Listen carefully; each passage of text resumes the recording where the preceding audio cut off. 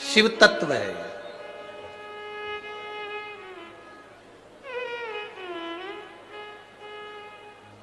मेहता जी, जो खुशी प्यासे को पानी पिलाने की होती है ना, उससे 4 गुना खुशी इन प्यासों को शिव महापुराण सुनाने की है। जो बड़ी आस लेकर बहुत सालों से बैठे हुए थे, एक लोटा जल देवाधिदेव महादेव को समर्पित कर रहे थे और बोल बम का नारा है।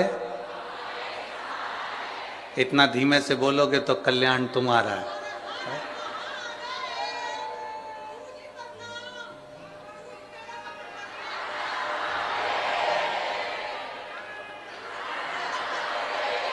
पढ़ूंगा पढ़ूंगा पढ़ूंगा। बोल बम का नारा है, सारी समस्या का हल, शिव तत्व की प्राप्ति का यह मूल केंद्र बिंदु है शिव पुराण। अपने बेटों से, अपनी बेटी से, अपने घर में रहने वाले लोगों से अपने को एक रिश्ता बनाना पड़ता है। परिवार वालों से एक रिश्ता बनाना पड़ता है। ये हमारा बेटा है, ये हमारी बहू है, ये हमारी बेटी है, ये हमारे कुटुंब वाले हैं, ये हमारे परिवार वाले हैं। शिव महापुराण की कथा कहती है कि परिवार वालों से एक रिश्ता बनाना पड़ता है, पर परमात्मा से कोई रिश्ता बनाना नहीं पड़ता, वो रिश्ता अपने आप बन जाता है और निभता भी है।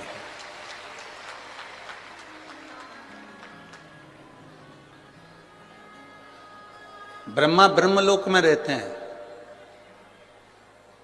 भगवान विष्णु बैकुंठ लोक में रहते हैं।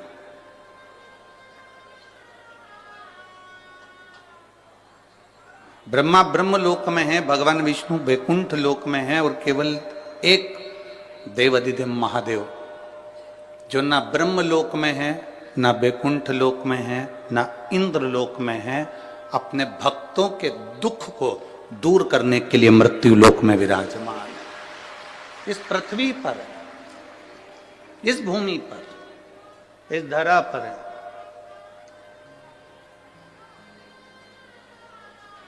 तुम्हारे नजदीक में जो होता है वो आपके दुख को समझता है।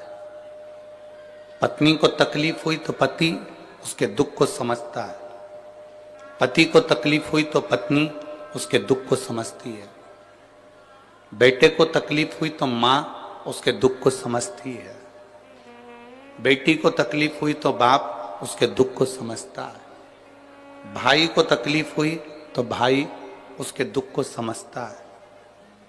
कारण वो आपके करीब में, आपके नजदीक में। जो नजदीक में होगा वो दुख समझेगा।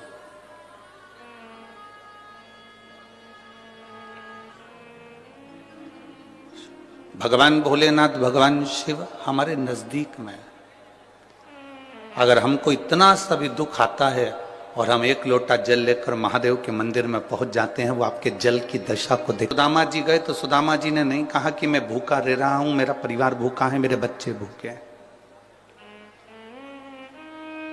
मेरा कुटुंब, मेरा परिवार, मेरा घर के बच्चे मेरे भूखे हैं। ये सुदामा जी ने कृष्ण भगवान के सामने नहीं कहा। भगवान कृष्ण के आगे ये बात उन्होंने कही नहीं कि मेरे बच्चे भूखे हैं, मेरी पत्नी भूखी है, मेरा परिवार भूखा है, ये बात नहीं कही। केवल उन्होंने तंदूल की पोटली निकाली, चावल की पोटली निकाली और तंदूल की पोटली निकाल कर दे दी।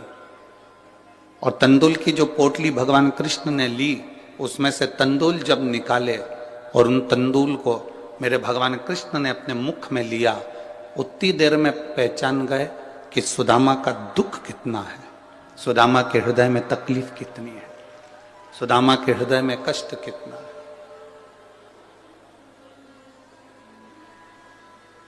सुदामा की जिंदगी में दुख कितना आया वो केवल तंदुल से पहचान।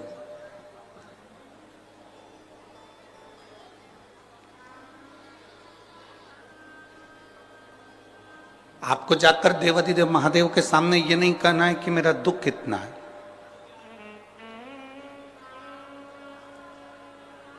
आपको महादेव के सामने जाकर ये नहीं कहना है कि मेरा कष्ट कितना है।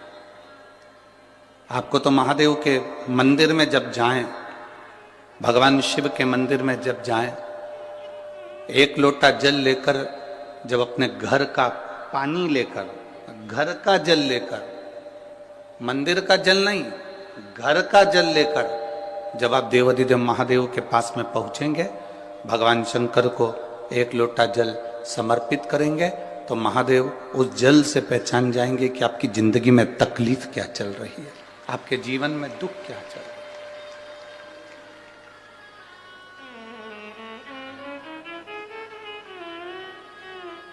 पति को बार बार कहना पड़े कि मेरे सिर में दर्द हो रहा है, मेरे सिर में दर्द हो रहा है, मेरे सिर में दर्द हो रहा है, और पत्नी फिर दवाई दे या बाम की शीशी ला कर दे, वो एक अलग बात है।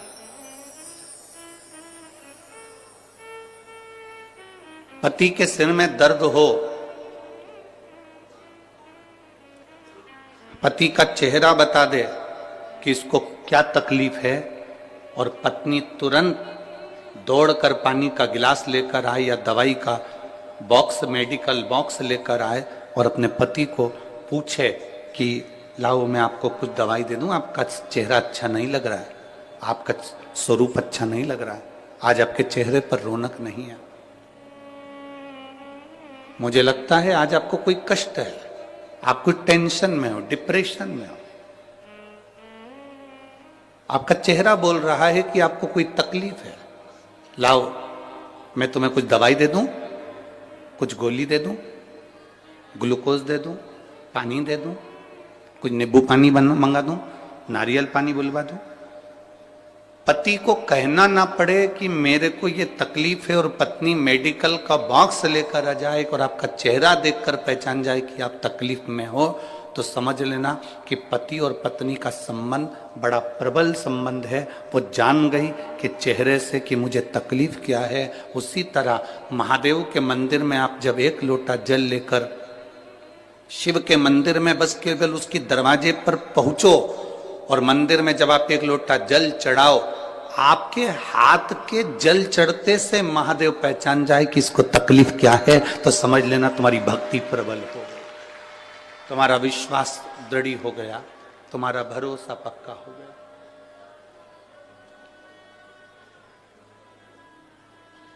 एक भरोसा भी तो पक्का होना चाहिए। गुरु नानक देव जी के 2 पुत्र, 4-5 शिष्य,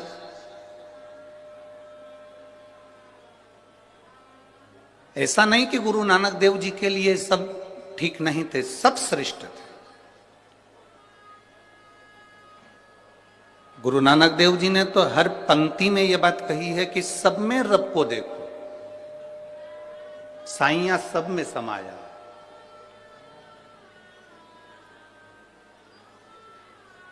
पर कोई कोई ऐसा होता है जो अपने गुरु के लिए, अपने परमात्मा के लिए, अपनों के लिए अपने प्राण तक निछावर करना जानता है। कोई कोई होता है, सब नहीं।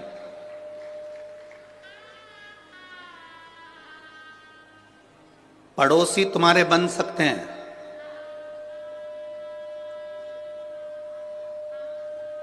कॉलोनी में रहने वाले तुम्हारे बन सकते हैं, दूर रहने वाले तुम्हारे बन सकते हैं। दूसरों को अपना बनाना सरल है, पर अपनों, आप दूसरे को अपना बना सकते हो, दूसरे को अपना बना लोगे, वो सरल है, पर जो अपने हैं उनको अपना बनाकर रखना, ये दुनिया का सबसे कठिन काम है।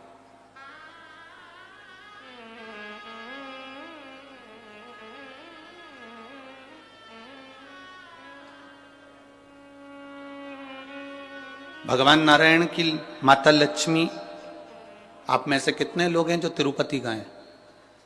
हाथ उठाओ जरा। गए हो? रखो। आप में से कितने लोग हैं जो द्वारका जी गए?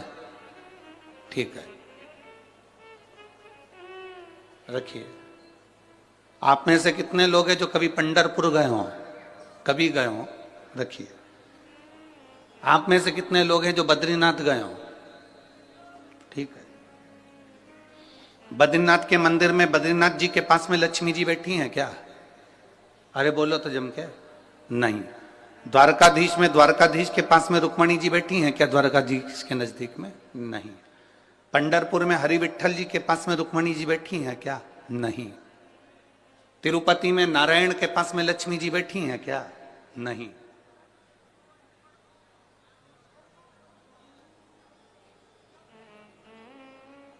केवल एक देवाधिदेव महादेव ऐसे हैं जिनकी धर्म पत्नी उनके साथ नजदीक में सदा विराजमान है। केवल एक। ब्रह्मा जी के पास में ब्रह्माणी नहीं है, इंद्र के पास में इंद्राणी नहीं है, नारायण जी के पास में लक्ष्मी भी दूर हैं, द्वारकाधीश से रुक्मणी जी भी दूर हैं, बद्रीनारायण में बद्रीनाथ जी से लक्ष्मी जी दूर हैं, पर केवल एक देवाधिदेव महादेव हैं जिनके पास में पार्वती जी साथ में बैठी हैं, साथ में। क्योंकि दूसरों को अपना बनाना सरल है, पर अपनों को अपना बनाना कठिन है। और मेरे महादेव ने वही करा है, अपनों को भी अपना बनाया और दूसरे को भी अपना बनाया। ये महादेव का सबसे बड़ा गुण तत्व, सबसे बड़ा गुण तत्व मेरे महादेव का, अपनों को भी अपना बनाया और दूसरे को भी अपना।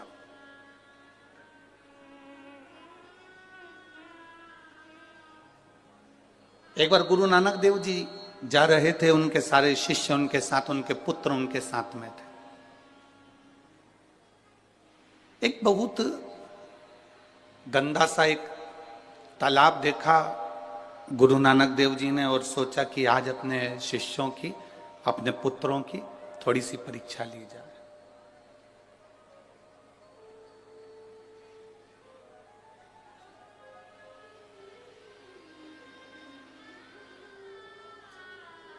उनके पास में कटोरा था, पात्र था।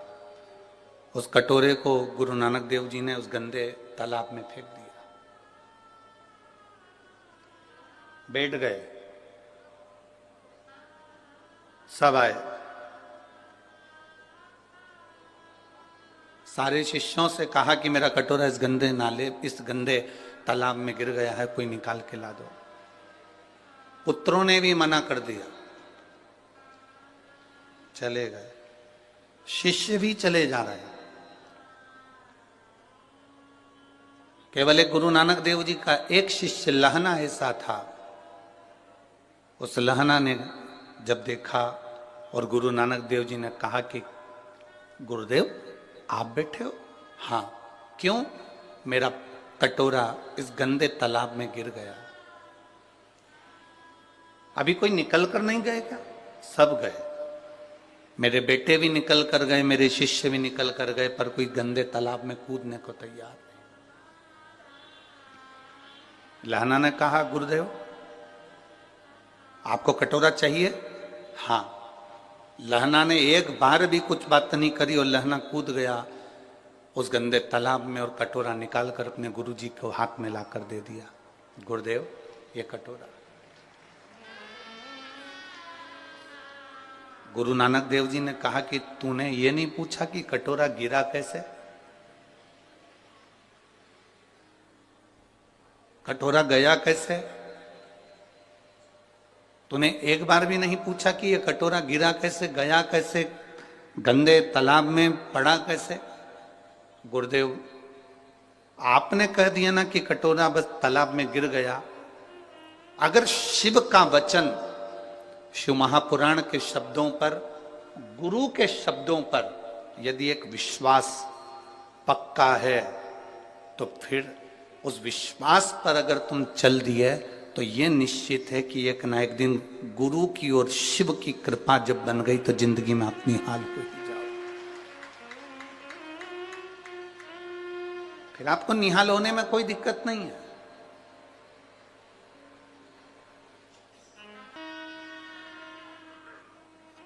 जिसने शंकर भगवान पर भरोसा करा है, जिसने शिव जी पर विश्वास करा, एक लोटे जल पर विश्वास करा,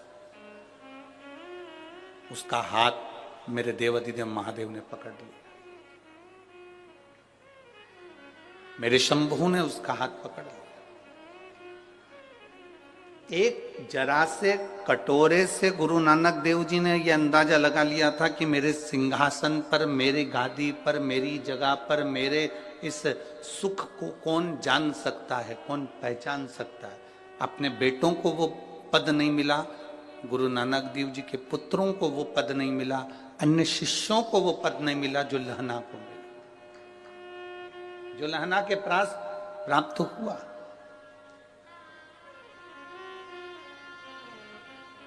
आपको शिव जी के मंदिर जाकर ये नहीं बार बार कहना कि मुझे दुख है। आप तो, आपका घर का जो पानी है ना, आपके घर का जो जल है, जब आप उस जल को लेकर जाते हो ना और शिव जी के मंदिर में पहुंचते हो, तो वो जल बता देता है कि आपका दुख कितना है, आपकी तकलीफ कितनी है।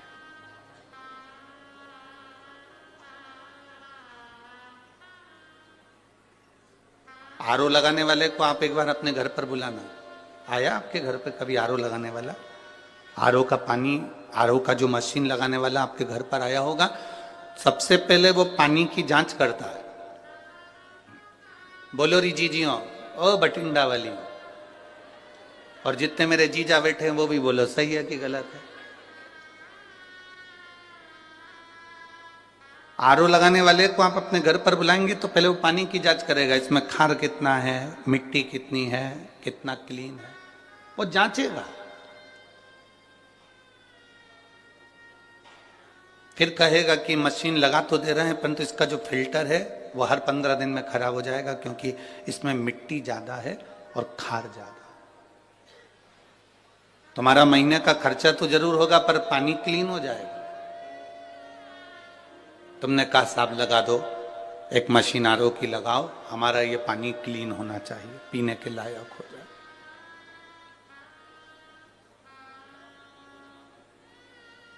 शिव जी के ऊपर जब एक लोटा जल चढ़ाने के लिए आप जाते हैं तो जैसे मशीन पानी को क्लीन करती चली जाती है, धीरे धीरे रोज जब हम देवाधिदेव महादेव पर एक लोटा जल समर्पित करते जाते हैं तो हमारी जिंदगी का दुख भी, कीचड़ भी भगवान भोलेनाथ क्लीन करते चले जाते हैं, धीरे धीरे साफ।